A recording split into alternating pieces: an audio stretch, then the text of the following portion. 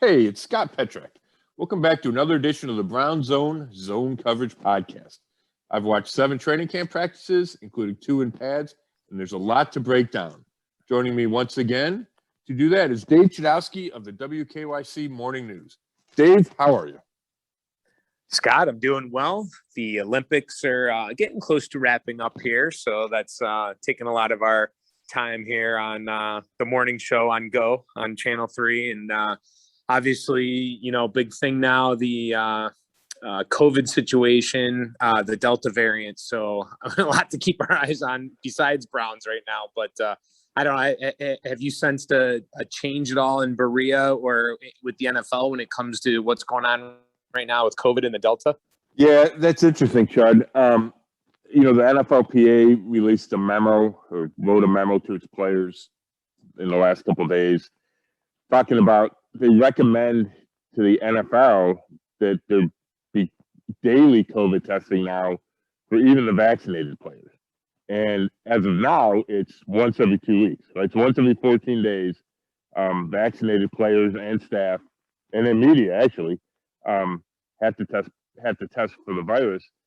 And the union wants it to be every day for vaccinated as well as the unvaccinated. And, the thought there is the spread of the Delta virus is surging. If you test a guy, let's say on August 1st, a vaccinated player, and he tests negative and he winds up, getting the virus on August 5th, then there's a 10-day window before he tests again. And obviously the chances of him shedding the virus goes up greatly. So, the daily testing worked a year ago for the NFL, right? They were able to play a complete season. And, we've talked to J.C. Treader, the NFLPA president, and a lot of that was the fact that they were able to complete the season was because they had daily testing. You could catch positive cases early. You could stop outbreaks before they happen. So, with all the data coming out about who's able to shed the virus, who's contagious, who can get the virus if you're vaccinated or not, the NFLPA wants to make a big change. But as of last night, the NFL was not willing to make that change. So we'll see if there's a compromise or they go back to daily testing. But you feel like we're going to see more strict protocols kind of enforced here within the next month or so when they weren't, right? When we started this training camp not too long ago, it was really relaxed. The protocols had really been relaxed for those who've been vaccinated. Yeah, it's going to be interesting. Just when you think we're moving forward, taking some steps back. So hopefully we can get through this. It'll be interesting to see how the season plays out. But let's move on to the Browns here. And before we get into camp, let's talk about the big news. Nick Chubb, 3-year deal, $36 million, something around there. Yeah, 36.6, 20 million guaranteed. We spent a lot of time in the offseason, Chud, talking about possible extensions. And it felt like the closer we got to training camp, that Chubb would be the first guy because there's a greater sense of urgency because he's entering the last year of his rookie contract, right? Baker Mayfield signed through 2022. So is Denzel Ward because of the fifth-year options that the Browns picked up in April. But Chubb didn't have that fifth-year option because he was a second-round pick. So it made sense to lock him in. A couple of quick points on it. Number one, I think the Browns are smart by keeping it to 3 years. We know that running backs have a shorter shelf life in this league than many positions, and I don't think it's smart from an organizational standpoint to be locked in to a running back, even if he's as great as Nick Chubb, for 5 or 6 years. So I think the Browns are smart to go 3 years. And it's not a lose for Chubb because if he stays healthy and stays productive, 3 years from now, he can sign another big contract, right? He'll be 29. Or 4 years from now because he's still got a year left on this deal. But he'll be in position to possibly sign another big free agent contract. But I think that's a win for the Browns. And the 12.2 average per year only ranks 6th in the league. And to me, Nick Chubb is a better player, a better running back than 6th in the league.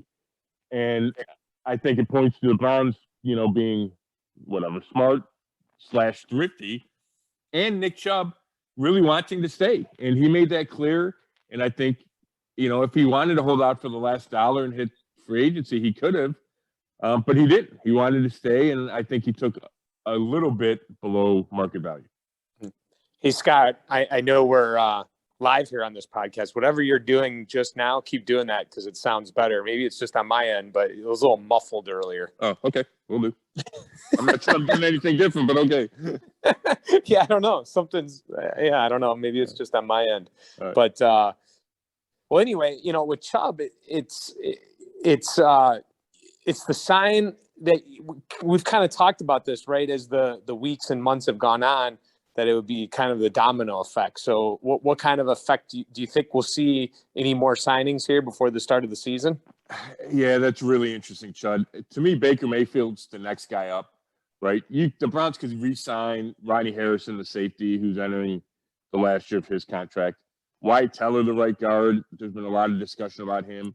I think the Browns want to see another year out of Teller before deciding whether or not to pay him big bucks. So I think it comes down to Baker Mayfield. And I've kind of gone back and forth. For a long time this offseason, I thought Baker was going to get a big extension either before training camp or right at the start of training camp. Then there really wasn't any discussions even into the last week or so. So I kind of was hemming and hawing. I think it's about 50-50 whether Baker gets a deal done before the season starts. I would probably take the yes that he does, just because I think the Browns, we've talked about it, I think the Browns are convinced he's the guy long term. I think they have the cap space. I think they want the salary cap certainty of having your quarterback signed. Now, there's variables. What Josh Allen does in Buffalo, what Lamar Jackson does in Baltimore, I think have an impact on Baker Mayfield's contract negotiations. But I would not be surprised at all if we saw something happen with Baker before week one. And then Andrew Berry, the GM, said, hey, we're not dogmatic. If we want to sign something, we'll just negotiate into the season. And that's different than some teams. The Steelers don't like to do that. The Bills GM said they will not continue discussing with Josh Allen after the start of the season. So it could linger into September. But I would not be shocked if all of a sudden the talks heat up and something gets done with Baker Mayfield. Scott, I was thinking the other day, man, and you and I are not guys that like to pat each other on the back or our own back, right? I mean, we don't usually do that, but people do that on Twitter, and I think we have to at some point just acknowledge that if you listen to this podcast, I believe you predicted that Chubb would sign his deal. You also said there would Sheldon Richardson would not come back with the Browns. I believe I told everyone Aaron Rodgers would be back in Green Bay. I mean, hey, you listen to this podcast, you're getting the stuff before it happens, my man. Blind squirrel. No, yeah, you're right. And the Chubb thing, the Chubb thing made sense. To me, the only question I had in my head was, we all know the Browns front office is, I don't know if analytics driven is too strong, but it pays a lot of attention to analytics, right? It's analytics heavy, let's say. And running backs getting a second contract goes against a lot of analytics. And you want to save your salary cap space for other guys. And we know the wear and tear that running backs absorb. We know, after some running backs get big paydays, they fall off a cliff. So the Browns made an exception with Nick Chubb, and I think he's worth that exception, and I think it sends a great message to the rest of the team that, hey, this guy does all the right things. He's a model teammate. We're going to reward him. But until they did, I think there was a bit of a question of, are they going to go against their quote-unquote core principles? I thought they should. I understand the argument that says, hey, no, we can go find another running back cheaper. But I just think Nick Chubb is a special case, and I appreciate and applaud the Browns for making an exception for this special player. Yeah, they certainly did. Speaking of special, how about just the backfield in general? I mean, this is the best backfield in the NFL, right? And you guys talked with Kareem Hunt the other day. I think, was it just yesterday, the day before?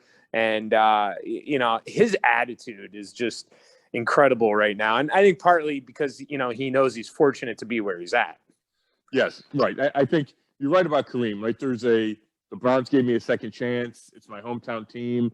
He thought he might have been done with football right after the off-field incident. So I think he is appreciative. He said, hey, I want the ball more, just like every running back wants the ball more. But he said it with a smile. He said it like, that's a given, but I love the situation I'm in. He likes playing with Nick Chubb. They developed a real close bond between the two. And really, and yes, to answer your question, they are by far the best running back tandem in the league. To me, Nick Chubb is a top 2, 3, 4 back. Kareem Hunt is probably a top 10 or 11 or 12 back. You just don't see two guys of that caliber in the same backfield together almost ever. But it's their personalities that make it work. And Kevin Stefanski, readily admits it. In order for them to coexist and keep each other fresh, because that's what they did last year. They rotated. Chubb would get, some carries early, and then it would go to Hunt. Or one of them would always be fresh in the fourth quarter and kind of take over the game. You got to be unselfish to be willing to do that. And there's an unselfishness to both players. There's a team-first attitude to both players. And the Browns have really found something unique with that tandem. I had some friends had a debate the other day, and I want to throw this at you. If you could only choose one guy to keep and the other guy had to go between Ward and Teller, who would you choose? I would take Denzel Ward, and I would not even think about it. To me, the cornerback position is so much more important than right guard. And let's take right guard out of it for a second. The cornerback position, I don't know, it's probably top 3 positions in the league: quarterback, pass rusher, corner. And I think you can make an argument and have a debate between cornerback and defensive end pass rusher. I just think it's an incredibly important position. And I think Denzel Ward is a top 10 corner, top 5 corner in the league. Really, the only concern with him is his injury history, which hasn't been severe, but it's been 3 or 4 games a year for his first 3 years. And, I get why Teller had a dominant run blocking year a season ago. I get that. I also think that you can put somebody else in right guard on this line with Conklin and Treader and D'Antonio and Wills, and you're not going to see the steep drop-off that you would if you replace Denzel Ward with X player. So I think it's Denzel Ward, and I'm telling you this, Chud, I fully expect Denzel Ward to get an extension here, and it'll be $17 to $20 million a year. Whether that's this year or next year, I think that happens. I'm not convinced Wyatt Teller gets an extension here. I think he's priced himself or come close to pricing himself out of the Browns' range because they have to pay so many other quality players. Yeah. I think that they can find a suitable right guard to fill into that spot. Now, I could be wrong, and maybe Teller's an all-pro this year, and they figure, hey, we got to sign this guy, and then they make it work with other salaries across the line. I just don't see the Browns spending big dollars on a right guard. Well, and I agree with you, but at the same point, though, we've also seen when offensive lines go down, the ship sinks. Yeah, but I'm not saying don't spend money on the offensive line. I'm saying don't spend money on all 5 guys on the offensive line. Right. And if you can't. Right, exactly. And if you're gonna have to give up a spot, I think it'd be right guard that that I kind of skimp on, so to speak. Now if they, who knows what happens this year? J.C. Treader's making big money, Joe Bitonio's making big money, Jack Conklin's making big money. Do they shift some money around? Do you let Treader go after the season and find a different center and allocate that money to Teller? I mean, there's ways that they could make it work. I'm just not sure that happens. So you mentioned the 3 positions: quarterback, cornerback, and pass rusher. What about left tackle? Does left tackle not bounce one of those? Well, I mean, quarterback's number 1 certainly, but does left tackle bounce either of those other 2 out of the top 3 or no? Yeah, I think it's 4. Chud, you can obviously make an argument that it belongs higher. And today right tackle is almost as important as left tackle because guys like Myles Garrett go back and forth from side to side. You got to be able to block both edges. But I would still put left tackle ahead of right tackle. Usually doesn't get the same help that the right tackle does. But it's a tough argument, right? Now, I guess it depends where you're focused at. So much of my focus this offseason has been on defense because the Browns have really overhauled it. So I'm concentrated on that. It's tough. It's a tough discussion because you can probably win with, average corners if you make up for it somewhere else, if you score 1 billion points. If your left tackle gets your quarterback killed, it's hard to live in the NFL. So, maybe you're right. Maybe that becomes number 3. I don't think you can live without pass rush in the league.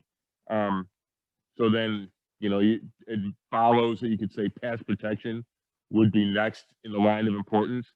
But there are analytics out there and studies that say, hey, corner in coverage, let's say, is more important than pass rush, right? Because if you cover well, your pass rush will succeed, right? If you cover long enough, your pass rush is going to get there. Where if you rush the passer well enough, your coverage can still break down, right? There's these studies that are out there. So that's why it's neck and neck for me at that spot. So that's why I kind of lumped them together. And I still give a little nod to pass rush defensive end, but it's a real good discussion. And yes, left tackle is incredibly important. How are things with pads on in camp? Big difference? Pads popping? Is it more relaxed? Yeah, no, it's not relaxed. There's so many drills, and you've been out there, Chud, right? That the teams can't do without pads, right? You can't do the one-on-one blitz protection, which might be my favorite drill, where the running back or tight end lines up, and you get a linebacker running at him, and they collide, and can the running back / tight end keep the linebacker away from the quarterback, right? And I saw that for the first time Tuesday when the pads came out. You can't do that in show. Offensive, defensive, pass rush, you can still do it without pads, but it's not nearly the same. And there's no physicality to it. Inside run drills lack the same physicality in reality, right? Because otherwise it's just not the same because you don't have the pads, and when you play football and when you run the ball inside, everybody's got pads and the linemen are going at each other. So there's a lot more you can do. The intensity goes up. I think it goes up with the players too. You can see them raise their level and raise their games. And the other difference is in the first 4 practices, it's kind of that acclimation period that they adopted a year ago. So just the pace of practice is slower. There's more walkthrough to it, more installation. Some drills are kind of run at 75% or 75% speed. And it's tough to even tell if the defense is trying to stop the offense because you're just kind of going through the motions.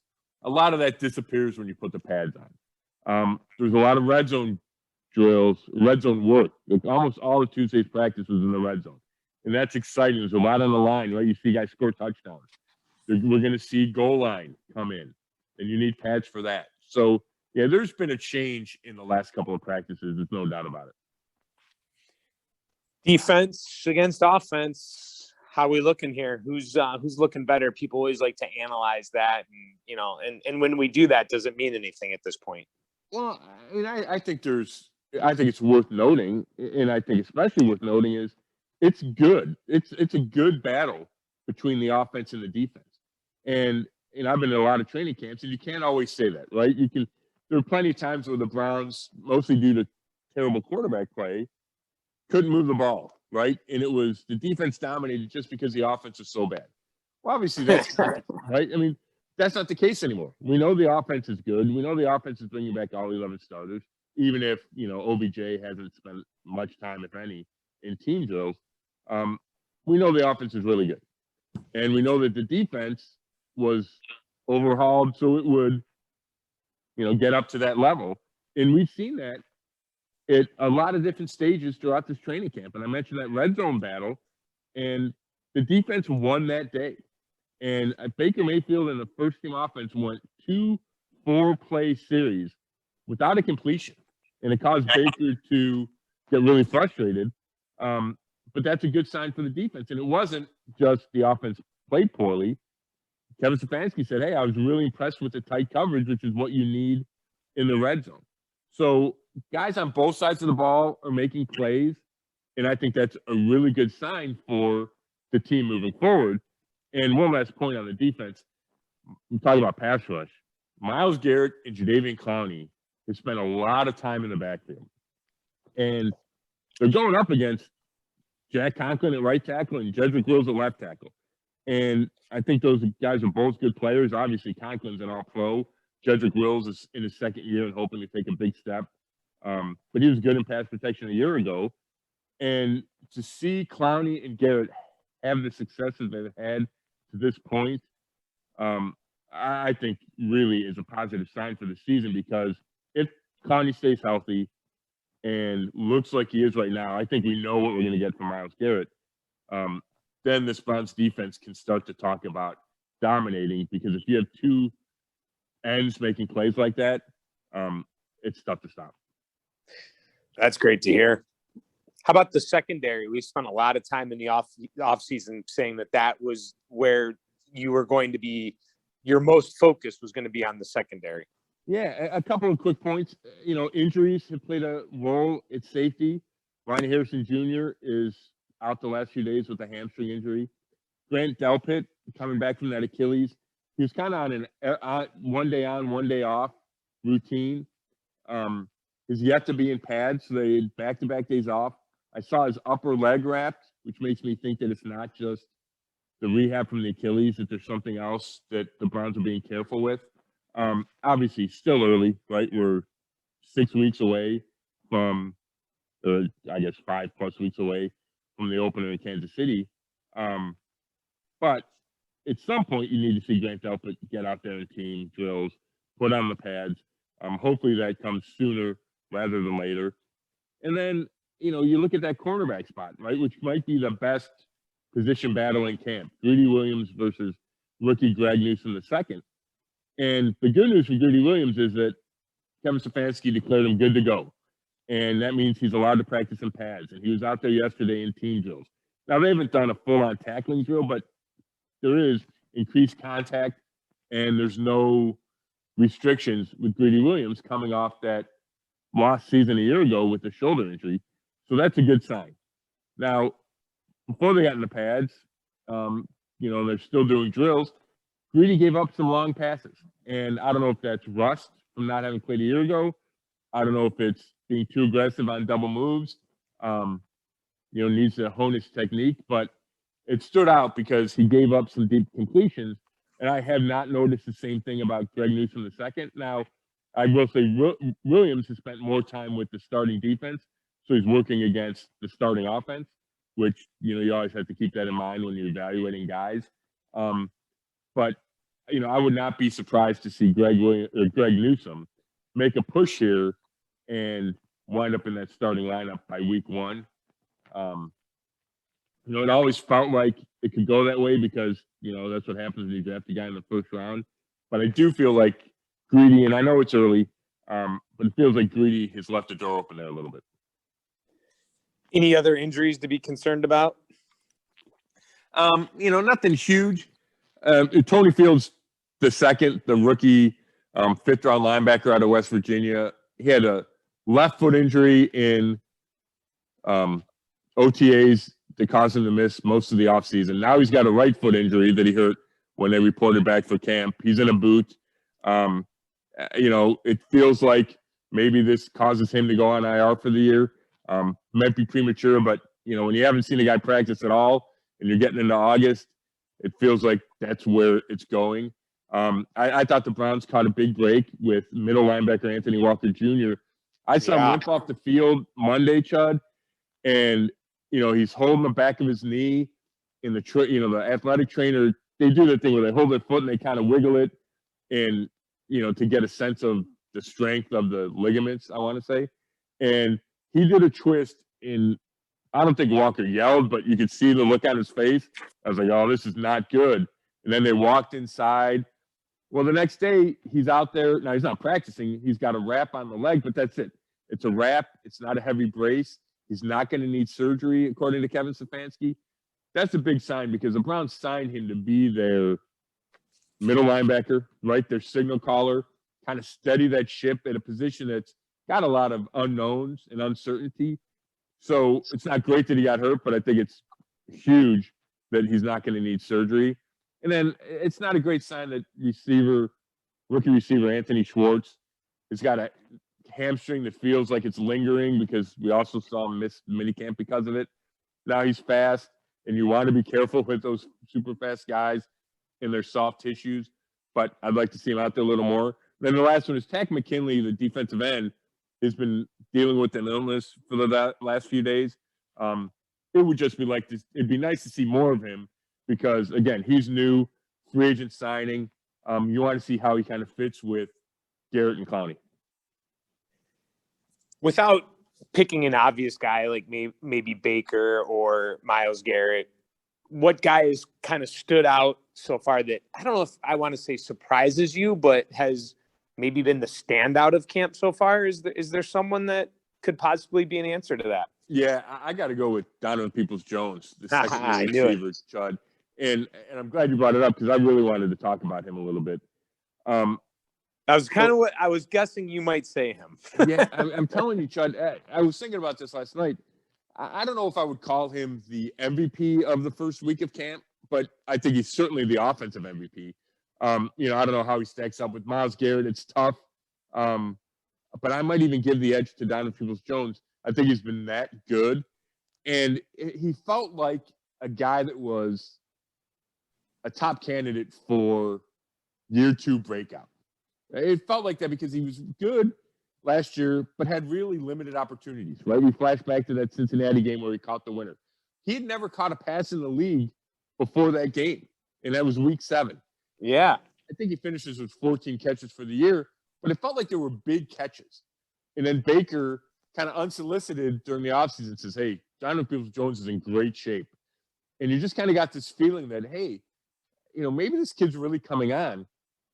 Highly recruited, grew up in Detroit, highly recruited coming out of high school, like one of the top recruits in the country. Winds up at Michigan, has a disappointing career at Michigan, and part of it's his fault probably.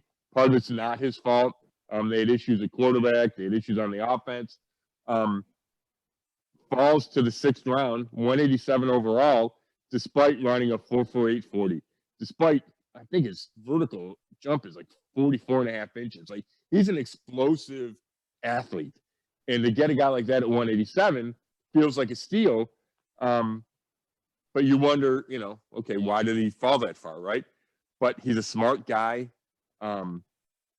He's quiet. I had an interview with him, and there was a little bit of pulling teeth aspect to the interview. Nice kid. You could see he's smart, student of the game, likes to study film, all those things. Everybody you talk to about him says great things.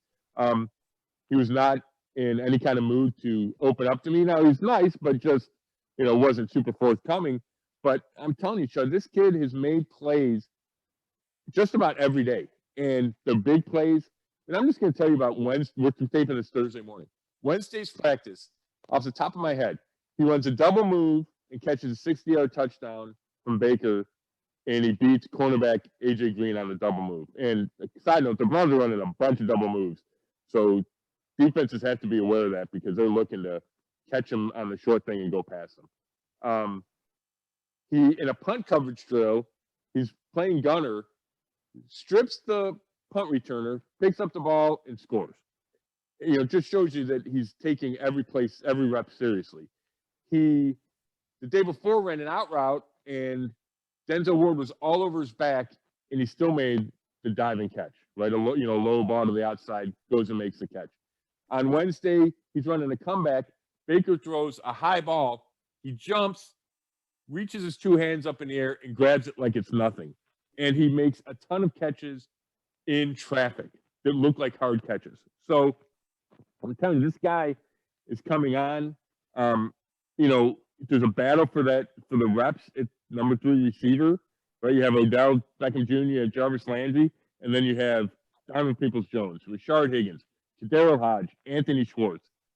Well, it's only a week of camp, but to me, Donovan Peoples-Jones is really making a strong case to get the bulk of the reps at that 3rd receiver spot.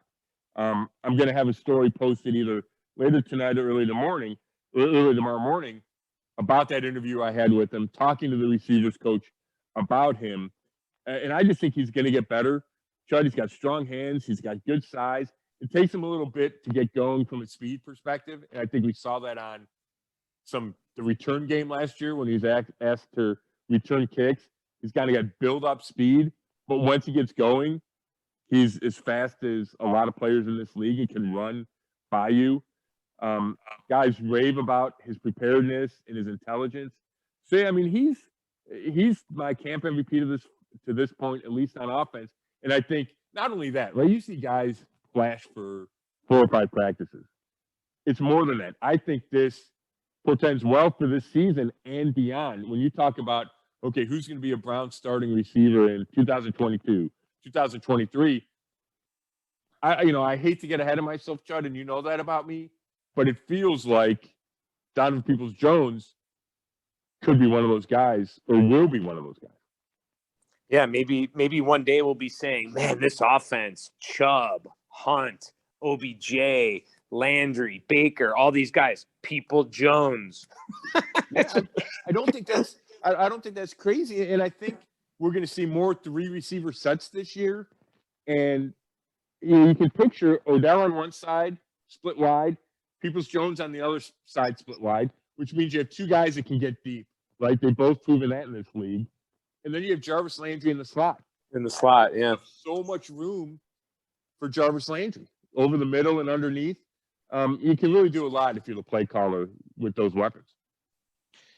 How about this? If Baker Mayfield, in school you used to pick teams. You're out on the, recess, hey, I'll take Petrak, first. If Baker Mayfield's standing there and he's picking his team and he's got to choose between OBJ and Hollywood Higgins, who's he taking? Oh my God, Chud, that's a great question. It really Right? is. I tell you this. I mean, for me, it's a no-brainer, right? You take OBJ.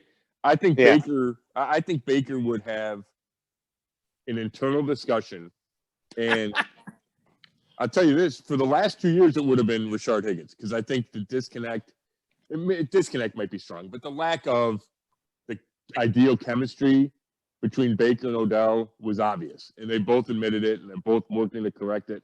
That's why they spent time together this offseason. The last 2 years, it would have been Higgins. The hope, and for this offense to be as dynamic as it can be, Baker better pick OBJ.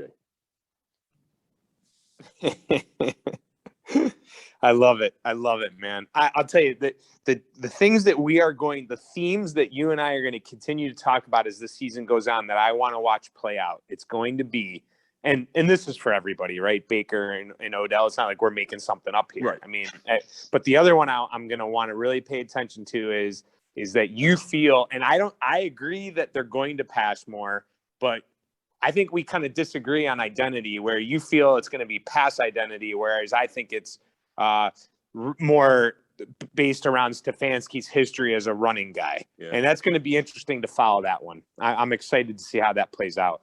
Yeah, no, you're right, Chud. And we did have that discussion, I think it was last week. And, when they make the commitment that they do to Chubb, it makes me question my thought there, right? It's like, okay, they're spending big bucks. They're already paying, Kareem Hunt, good amount, right? He's making $12 million over 2 years on the extension he signed a year ago. It does signal that, hey, they're not getting away from the run game. I just think maybe that remains their identity, but I do think we're going to see at least a shift toward more passing, at least early in the games, to set the tone and really to get big leads, and then let Myles Garrett and Jadeveon Clowney start to hunt, and then turn the run game over and just eat clock. Like, I could see that being the recipe for success this year. It's amazing, though, man. I was just thinking about this morning. I was thinking about Baker and how I just, I keep thinking what could derail this team, because everyone assumes they're going to win double-digit games and be back in the playoffs. I'm like, what could derail it? And the only thing I can think of is Baker just not getting it done and having a regression. Yeah. I mean, that might do it, Chud, but I think the offense around Baker in the defense, the improved defense, is so good that I don't think Baker needs to be great for them to win 10 games. I really don't. I think he can play average football, and this team will still win games. Now, yeah, you've said that. Yeah. Now, that's not ideal, obviously, right? Especially if you pay him, $40 million a year.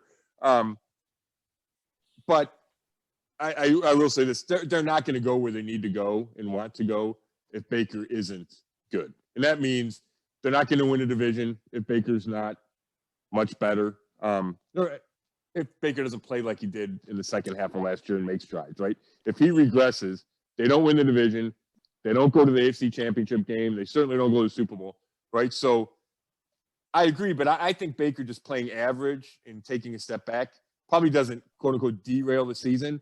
In my mind, Chud, it's injuries. That's the one thing that can derail this season is you're good point. A couple of injuries. We did talk about that a couple of weeks ago. You're right. That would be number one. You're right about that. Injuries. Good point, man. I agree with that. Running out of time here. Boy, I mean, we could do this forever, but real quick, if you could do it real quick, just an update on the kickers. Yeah, Parkey got off to a bad start. Was 1 for 5 in the first field goal drill. Has not missed since. So I want to say it's 12 for 12 or 11 for 11 since.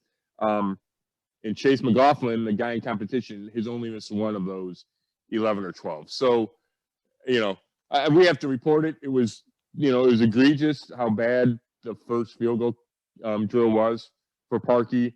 But it's a long camp. It's a long preseason. He's settled in, it appears.